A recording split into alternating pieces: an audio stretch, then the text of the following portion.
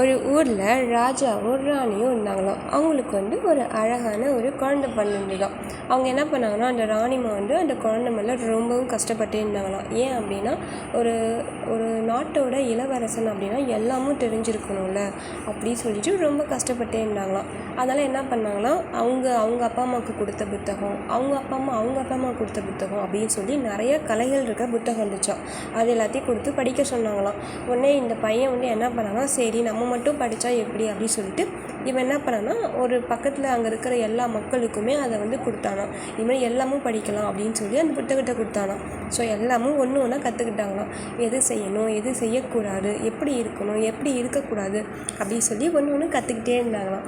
அதுக்கப்புறமா தான் ஃப்யூச்சரில் என்னாச்சா, எல்லோரும் பார்த்தாங்களா, இந்த நாட்டில் மட்டும் எப்படி எல்லாமும் இவ்வளோ அறிவாக இருக்கிறாங்க அப்படின்னு சொல்லி ரொம்ப அதிசயமாக பார்த்தாங்களாம்.